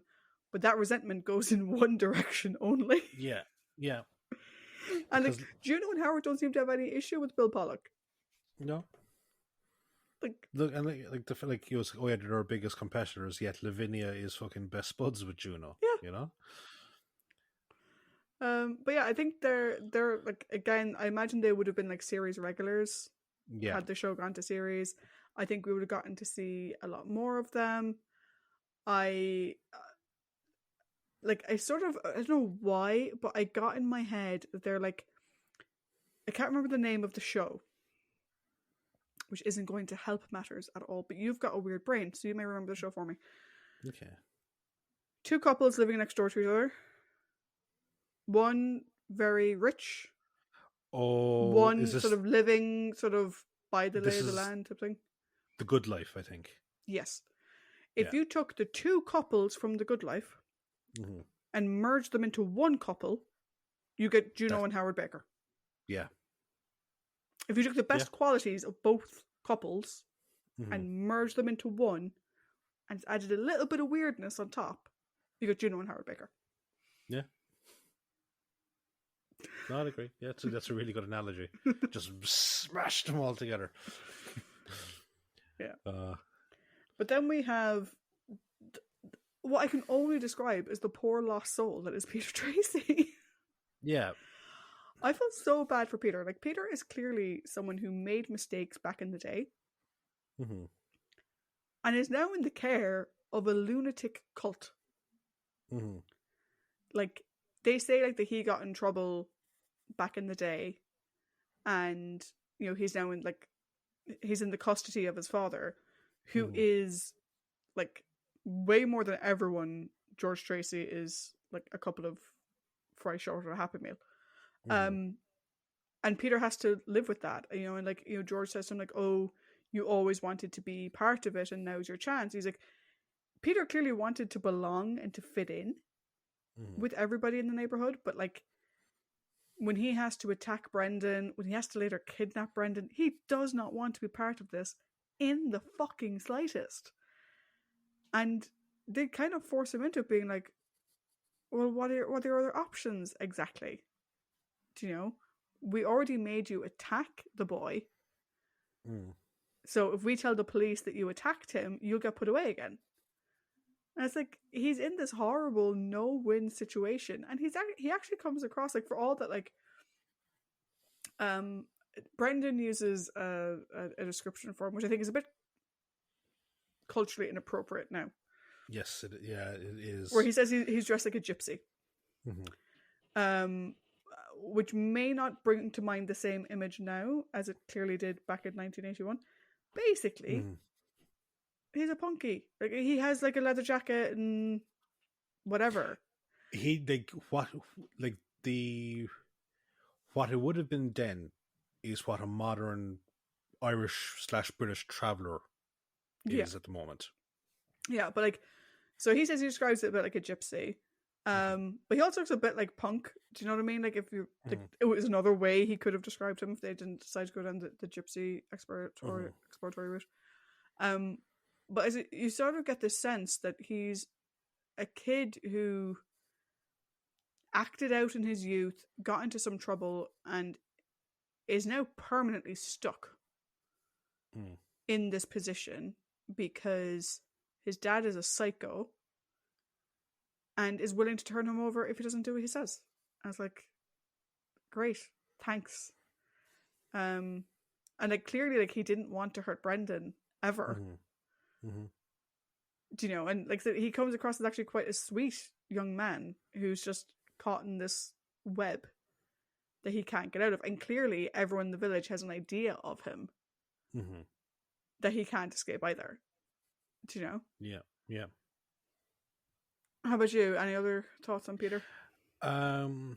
So yeah, no, I agree. Like, he's like the reluctant legacy pledge to this whole affair, you know, because his dad wants him to be in the cult, and like, he does have like this outwardly rebellious nature, yeah, as you said, like, or this outwardly, at least, appearance.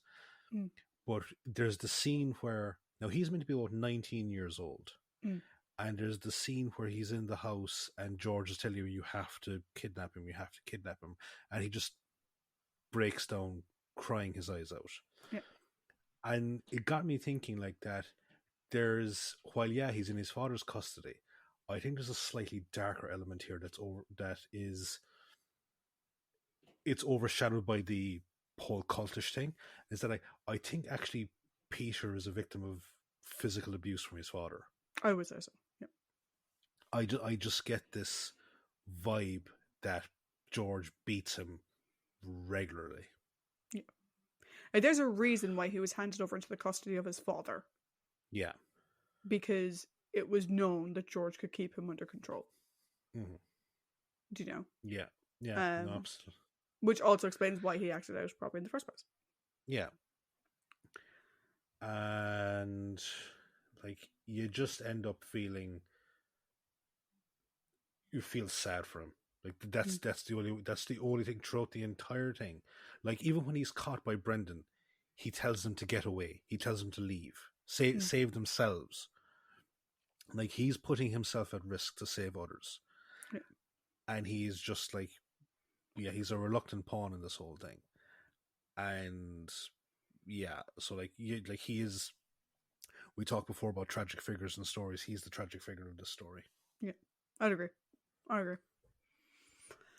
you want to touch on Lily Gregson for a second, just before we go in? Like, the thing I find interesting about Lily Gregson as a character is I don't get her motive for lying to Sarah. Like, I get the fact that, you know, Lavinia wrote an article sort of mocking the cult worship in the area. And clearly that rubbed Lily Gregson up the wrong way. But like, is her whole aim just to get Lavinia to fuck off? What was the point of not giving Sarah the messages? So my impression of what was happening there was, because the way that it's kind of framed, and I think it's actually, this is a case of, as I said, as much as like there's some really good parts here and like giving this air of mystery who done it, there's some really bad fucking editing and bad direction on this, because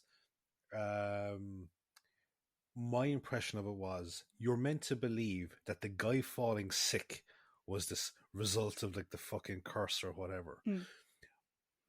No, my understanding of that whole thing was that they were trying to curse Lavinia so that something would happen to her as she was traveling to America. And I think Lily's whole thing of not trying to stop Sarah Jane from contacting her would be bringing Lavinia back and thereby saving her. That was my guess of it. Okay. Like, I sort of got the sense that, like, the way they describe, like, the lay of the land, and the fact that, like, different pHs in different places. Then they described the hailstorm that destroyed, and I was like, are we meant to believe that was the cult actually doing magic to get Lavinia to leave? Like, So they don't like blow-ins. Juno made that very clear. They don't like blow-ins. And I was like, I guess I don't. It's a whole thing that, like, I wouldn't say the plot depends on it, but it's the one like plot element that they never explain, that the reveal of Lily Gregson as the other masked individual, because like they pull off her face mask, it's meant to be like, oh, it's Lily Gregson, but you're like, oh, it's Lily Gregson. yeah. You know? But it was the same with like Henry Tobias, the newspaper editor. Yeah. Like he's just there in a scene, standing right beside George. It's like there was no emerging from the shadows. And it's like this story actually reminds me of two movies. One of which was actually before this, and I'm kind of surprised that there was nothing in the trivia about it drawing inspiration from it. But The Wicker Man, the whole thing of this, paganistic belief that if we sacrifice, like a perfect vessel or whatever, our crops will come good again. Despite the fact that no, you're living in a area that has horrible soil pH in various parts, that you can't actually have a good crop yield. Like, so and like maybe that's part of the thing of like the whole resentment of the bakers, is that they actually managed to find a plot of land that is actually perfect. And it's like the whole that kind of shit. The other movie then was like it just reminded me of Hot Fuzz. And there's like fucking crusty jugglers. So it was like, you're kind of surprised by, oh my god, all these people are fucking involved in like this weird tiny towns cult. So yeah, but like some of there was obviously meant to be dramatics here for like the big reveals, and it's like, no, it's just like, okay, we'll just have him appear in scene. Yeah. But then we it's have not just put off another mask. Just put off another mask. It's not Billy or Lily Gregson at all. Oh my god, it's Jasper the dog on stilts. Yeah. So should we go on to our two main yes bad guys? Yeah. So we've got George Tracy and Bill Puck. Which one do you want me to talk about first? So, given my opinions on Peter's relationship with George, who do you think is actually the bigger villain in this story? Okay, so we have the villain of the story, where I think the bigger villain is Bill Pollock. Yeah. And then we have who's the biggest asshole, which is George Tracy. George Tracy. So yeah, okay, we'll talk about George first, because the villain of the story is Bill. Yeah, so George has the most sussy intro ever, because they give him suspicious music. Yeah. When he comes into frame. And like he's just the typical country yokel afternoon. Yeah. So there's that. Also, like, George is more than a bit tapped. Like, he's a couple of fries short of a Happy Meal. And there's a number of things that tell us that A was the whole reason why he attacked fucking Brendan in the first place. Because Brendan took a soil sample. That was literally it. Yeah. That's what sparked off this whole thing, was Brendan took a soil sample. Which again begs the question of what were they doing? What's the bigger plot, to do with Lavinia and whatever, which never really gets explained. So then they go and attack Brendan. But then, like, you are attacked by a metal box with a head that chased you, and you describe it as a big white dog. I think maybe the moonlight reflection from K9's surface made him look a small bit white or something. He's a grey rectangular box, who, yes, is called K9, but still, this sort of farmer's view is that this was a big white dog. Now, this does tie back to the trivia point I said, where the sacred animal of Hecate is actually a dog. Yeah, but and then vote. also, yeah, but like, that just can actually. I was just thinking about that. That kind of fucking makes things even more stupid because it's like, right, you know that Hecate's whole thing is dogs. So Why are we're you dressed ghosts. as? Yeah, why are you wearing as a fucking goat skull? um, but yeah, it's like you could tell that he's more than a little tap because he sees this defense thing Mm. and immediately goes, "Big white dog, Hecate's coming to get me." Da, da, da. I'm like, you, my dear, are so far off the deep end. It's not even funny. What makes him problematic, though, what makes him a bad guy, is how that feeds his behavior. Because, like I said, he attacked Brendan just because he saw Brendan picking up soil. Now, it was kind of sussy because Brendan was doing it in the middle of the night, but still, it's Christmas. It gets dark like 6 o'clock. The way he treats Peter, because I don't know if you had this in your notes, but Peter comes back after escaping from the house. You know, argumentatively, well done, Peter, for getting out of a school tie. Kudos to you. And George's first reaction is, "You've led it to us." Mm-hmm. Not, "Oh my god, my son is alive." He seems to not care his son is alive. Mm. All he cares about is that his son has now led this big white dog to his doorstep.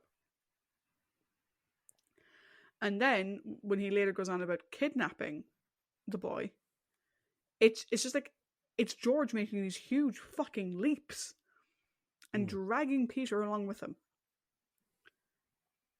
Because inevitably, when it goes wrong, he knows he can just lay all the blame on Peter. Like, that's horrific. Mm. I mean, I don't know if you picked it up that way, but that's the sense I got because of the way he threatened him later. That, like, George can kind of do whatever he wants so long as Peter's with him. Because if it goes wrong, he can just say it was Peter. Which is shit. What a shit way to treat your child. Yeah, I hadn't picked up on it, but now that you say it actually does, it makes sense given his characterization. Because like, yeah, like, you know, he's given like the stereotypical evil country villager intro, but about 10 to 15 minutes into this thing, you're realizing that there's a lot of subversion of expectations going to happen here. So possibly he could be he could end up being the good guy. Kind of like, do you remember the Image of the Fendal? Like the old lady's grandson who we thought is like a sinister person, but he ends up being like a helper. But no, like, it's, as you say, like, his entire superstitious belief in this informs his actions and how he treats people, and what he's willing to do to ensure the insane belief that all they're doing is going to basically give prosperity to their fucking small allotment. And but it's all of that is, so his whole participation with the cult and his like ruthlessness as part of the cult is one thing, is one aspect. He's a villain, but the other aspect is his treatment of his own son. His son is nothing but a tool, and he kind of dresses it up with, like, you know, you've always wanted to be in the cult, you know, you'll always be, you know, like, you'll be just fucking almost like, not like a messiah, but it's your destiny to fucking join all this type of shit. But at the same time, when the minute Peter shows any slight bit of reluctance, or he does something that, what's the word, basically causes any upheaval in George's plans or George's routine, you expect the belt to come off, you know. And like, your point there about, you know, fucking Peter coming to the house and George saying, "You've led it to us." You can play that scene in your head where it's like he goes for him and starts to fucking give him a battering until Bill pulls him off. Yeah. And like, while he is the villain of the piece, Jesus, I'd say Peter's fucking guardian angel in this whole thing is Bill, because he's probably got a leash on George to keep Peter from harm. Yeah. So it's an interesting dynamic. And like I said, Mm. you know, he's not the out and out villain of the piece, only because he's not the leader of the cult. No. You know, but he's probably the most what's the word I'm looking for? The most He's the most like sadistic, villainous. he's the most zealous Yeah. of the cult members. Mm-hmm. Quick to react, quick to jump to the next big step. You know, things like that. Like the fact that like I'm trying to remember because I watched it last week. Like, is it George's idea to kidnap Brendan? Like, I don't think Bill told him to do that. Yeah, I think it's all George. Do you know? It's like George is making these huge leaps on his own, which, like, is very dangerous. But like I said, because he's not the leader, that's why I put Bill above him. Do you know? Yeah. Bill being the architect. Yeah, he facilitates of whatever the fuck this was. Yeah, he facilitates all this fucking bullshit. Because yeah, like we're going into Bill now, and yeah, it's your points first. Because like my thing with Bill, and I said I touched on this with Lily. Like, first of all, like my first note on Bill was like, because I was like, you very presumptive person. So like, I have the run of this place, and you can just put up with it, right? Mm. But he walks in without even knocking, lets his dog run loose in the house or whatever. I'm like, no, don't be a prick. Like, you know she's here on her own. Don't be an asshole. I don't get his angle overall though. Like, why would he want the market garden to fail, or did he want it to fail? No, I think like, he was actually praying for prosperity. Yeah, but then you have like this dynamic then of, you know, clearly like what I gathered was that like the bakers clearly like they're prosperous. I imagine the reason they're prosperous is because probably they do all the stuff that Brendan was talking about. Yeah. You know, using science to make the land workable and whatever. Yeah. And Bill Pollock doesn't. And it's like, I want it to be successful, but not with your modern science. I was like, so he wanted the market garden to prosper. Okay, we can assume that with the ritual stuff. So did he not like Lavinia?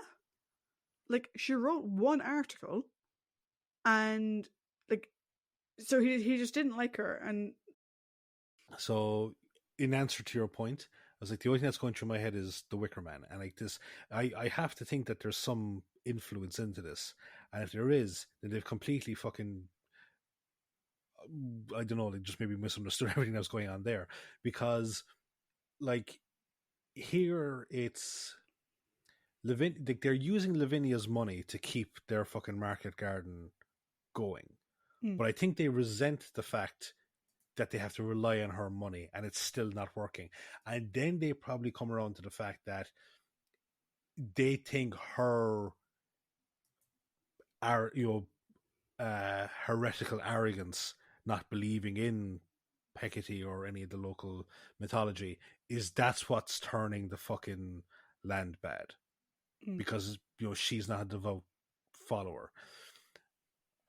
And like as I said, that goes back to the whole thing with the Wicker Man, where like the fucking crops were failing, and they thought it was like, oh, we need to fucking sacrifice because that'll get everything back. And it's like, no, like it's fucking science. Like, and it's the whole thing of George even kind of calls it out. Now, again, my knowledge of that particular type of fucking agriculture like isn't the best, but it's like, okay, that the land that you're on has variable soil pH and cannot support everything that you want to do. And you even kind of mock him over his whole thing of like, what do you suggest we throw down couple of hundred fucking kilos of like ammonium sulfate to balance it out? It's like, yes, clearly what you're doing, and like it kind of does tie into the whole religious angle, which is like, okay, clearly you're practicing something here, and the results that you're hoping for aren't coming up.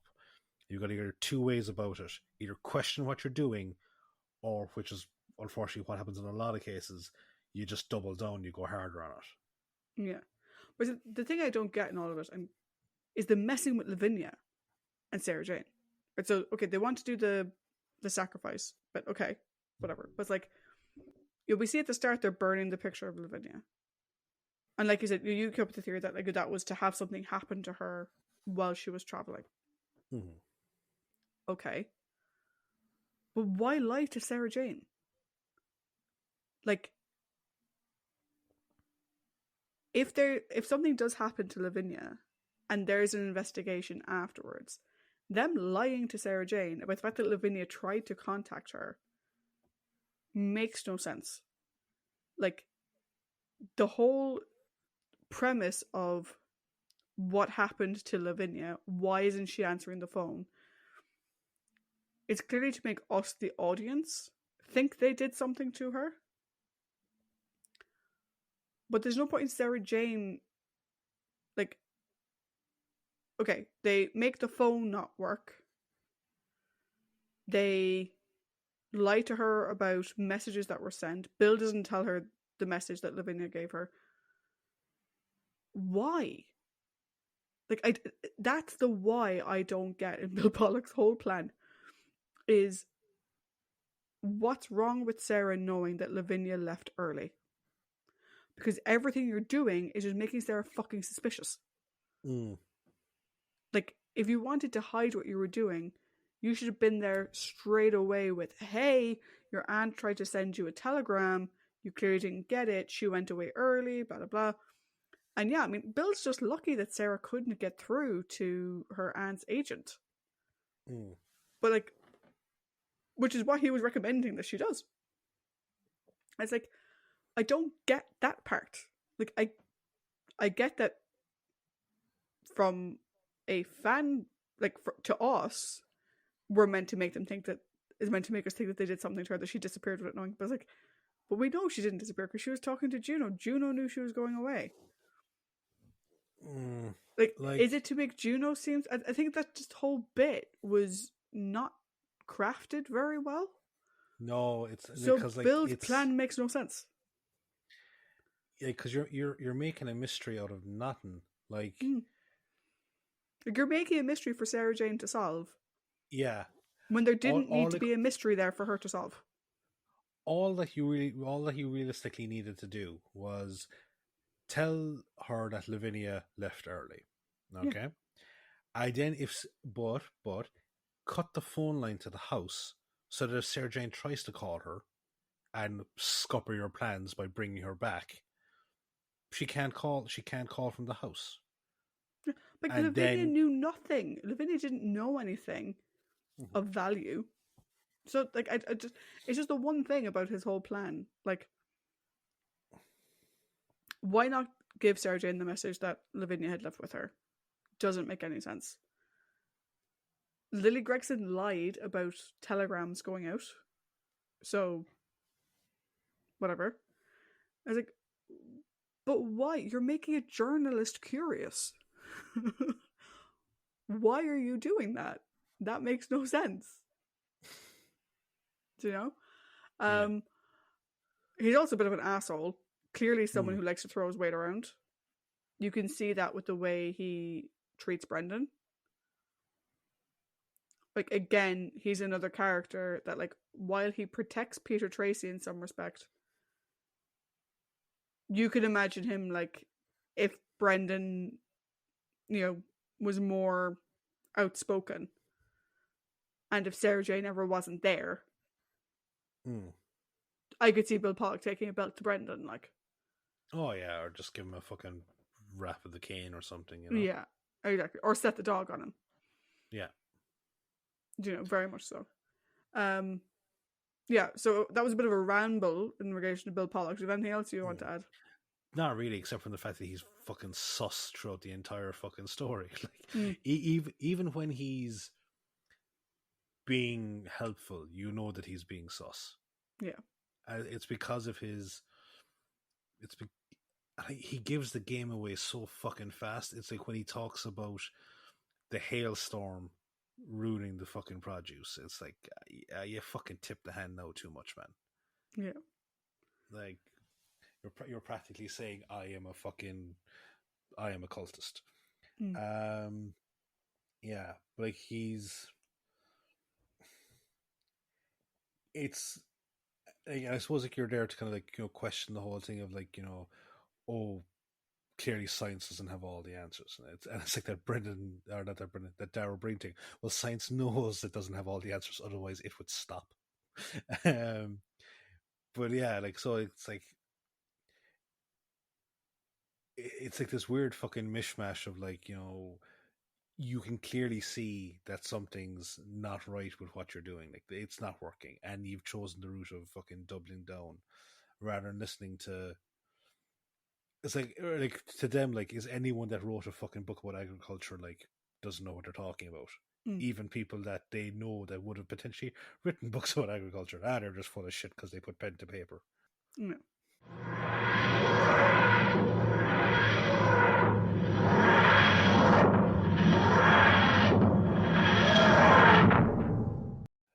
So we're here to. I think this is quite possibly. Is this like the first time we're ever going to give a score to a rambling? Did we score the Doctor Who movies? I'll I check. can't remember. I don't have it in our scored thing because we weren't tracking it. I'll go and check. But anyway, your thoughts first. Yeah. So there's a couple of things about this that I need to sort of make clear. So you gave me this DVD ages ago. Years and years ago. And when I first watched it, I actually really enjoyed it. Mm-hmm. And then I watched it with the special feature, with the audio commentary on. And I'm not going to lie, the audio commentary kind of ruined it a bit for me. Mm-hmm. Because Liz Sladen did not like it. Literally, the entire audio commentary is her criticizing different components of the story. So it's literally Liz criticizing every scene, almost every line of dialogue. And I can understand why. Having read her book, I can understand why she is so critical of it. And even watching it, you can understand why. Like, she talks about how, like, most scenes are single lock camera. There's very few close-ups, there's very few two shots. Most things are told wide shot from one particular perspective, and that's it. Which for the 80s is really slow. It's not really dynamic. It's even less dynamic than Doctor Who. It's much more like Doctor Who of the 60s than it is like, the contemporary Doctor Who at the time. However, I have also, I mentioned earlier, I have also listened to the audiobook. Now, I don't have the physical book, as I mentioned, but I have listened to the audiobook. The audiobook is brilliant. There's stuff in the Target novel, which the audiobook is obviously not reading of, that goes into, it makes it more suspenseful. The fight scene at the end is explained a lot more. And there's just like, the way you would read it on the page is very different in many cases to how it's presented on screen. And I'm going to chalk a lot of that up to Jonathan Turner and John Black wanting to save money. However, watching it again, I didn't watch it with the audio commentary this time. I just watched the episode as is. I actually really enjoyed it again. Do you know, like, it's a story that, it has plot holes a fucking mile wide. I don't care. I don't care. It has Sarah Jane and K9, two characters I love, having amazing interaction with each other. I'm gutted we didn't get a series off the back of this. Because I would have loved to see Sarah Jane with K9, Brendan off to the side, maybe not in every episode, but kind of flavour of the week with Brendan, like he crops up every now and again. Solving Earth mysteries. Not aliens, but Earth mysteries. And hopefully not like Midsummer Murders, where it's like all murders happening in the same general area, because that would get really old really fast. But like, that would have been amazing. There's interesting characters here in Sarah Jane, K9, Brendan, again, like obviously that Lethbridge Stewart book came out well after the the show. Like the book came out in 2016. Do you know what I mean? The story aired in 1981. Do you know what I mean? But like there's so much more that could have been explored there. You know, I want to see more of Lavinia. Like she's not in a place long enough to lick a stamp. You know, which is a description later she says Sarah Jane isn't in one place long enough to lick a stamp, which in the Sarah Jane Adventures is a line that Sarah Jane uses to describe her aunt. And it's like I would have loved to have seen them have a scene together in the same room. So I think all of the issues that I think Liz had with it, all of the issues I had with it, pacing, story structure, huge fuck off plot holes, characterization, could all have been fixed when it went to series. Yeah. Because 110%, this story has great potential. Mm-hmm. You know, the spin-off has great potential. Hence why, A, it's remained canon, and B, the Sarah Jane Adventures, which I'm just using the Sarah Jane Adventures at the moment because the Sarah Jane stories were Big Finish, and Big Finish canon is a bit weird. Yeah. But the Sarah Jane Adventures was amazing. It was. It really was. And it was successful, and kids loved it. I will say that, like I said earlier, Jonathan Turner said that he wanted a kids program for kids. This is not a kids program. Like, it's filmed very serious. Like, the story itself is quite dark, but it's filmed as if it was a serious drama of the week. You know, the Saturday night drama or whatever. It's filmed really serious.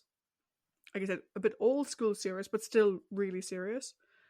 And like the story in it isn't exactly like, you know, nicely. Do you know what I mean? It's a bit fucking dark, and they film it as such. Yeah. So I don't know what like level it would have continued at, you know, with follow-up stories, but I think we were robbed. In terms of a score, I did give it a score when I watched it last week. I gave it a 4. Throughout the course of our conversation, it has dipped significantly. And then it's come back up. Fuck it, I'm still giving it a 4. I really enjoyed it. Fucking huge gaping plot holes and all. I really enjoyed it. How about you? So a couple of things. First of all, this is the first time we've ever given a score to a rambling. 2, I've just now realised that this is Doctor Who's version of Scooby-Doo. Yes, it is. Yep. Along with the reveal. It was Old Man Pollock all the time. Fuck's sake. Oh. I was like, just like, it's old Lady Gregson, and you just hear one polite Englishman going, "That's quite rude." So there was that. And again, just like hands down, this would have like, all these issues, teething issues, would have completely fucking had it gone to series. And it's like 8.4 million people fucking tuned in to watch this, you know. So that's saying something.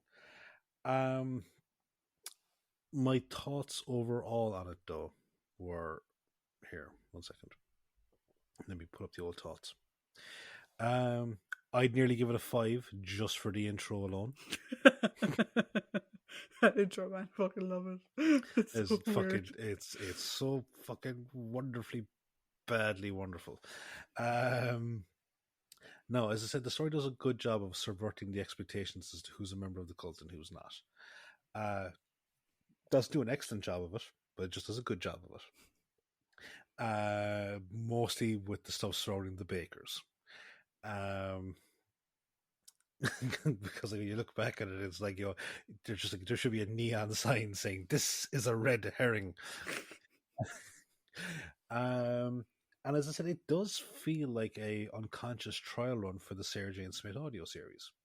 Mm. Because like, even if you think about it, Comeback, it does have like this weird fucking small town Scooby Doo element to it. Mm. Um, what's Klutz Coom? Isn't that no? Isn't that it? Yeah, good school. Yeah, yeah. I was like something or other. Yeah. So there's that. And as I said, initially I had given it a score of like 4.5 Mm. because the major kind of drawbacks for me were like Brendan doesn't have a huge impact other than being the verbal punching bag and an almost physical punching bag for the cultists. And then the reveals of the cultists were just like, he's one too, as opposed to like this. I felt like the reveal should have been like people emerging from the shadows or like someone in a car with Sarah Jane and then tries to fucking go for her, with a fucking wrench or something. Mm. Um, but I have dropped it down to a 4 because of you're a bit more forgiving than I'm because of just how fucking stupid Bill Pollock is. I can get away with this scot free, but where's the fun in that? Clue, mystery, clue, red herring here. It's like, for fuck's sake. Yeah, so like no, like just there's a really good sense of atmosphere, like really fucking spooky. And then there's the whether it be intentional or unintentional darker component of Peter Tracy being the actual victim in this whole story.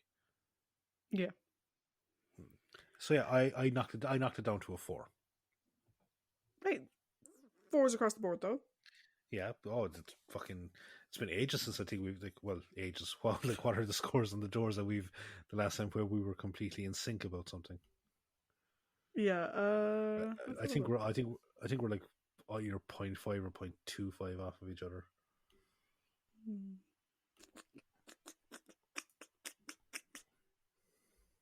Sorry, now I have my. Oh no, not that far. Keep her tracking. That's the last time that we were fucking in sync on something. All right. Yeah, I didn't have my thing open because I haven't needed to. It just feels like ages because of our infrequent recording schedule, which is unfortunate. But again, we apologize because sometimes work and social requirements and also sickness comes into effect. Yeah.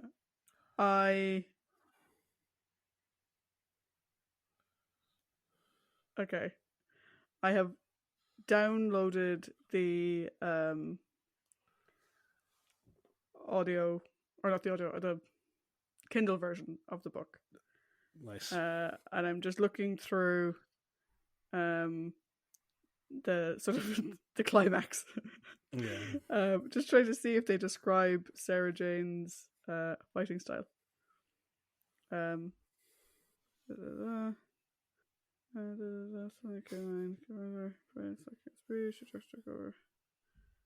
a very niche comment, she fights like Steven Seagal runs, arms flailing everywhere.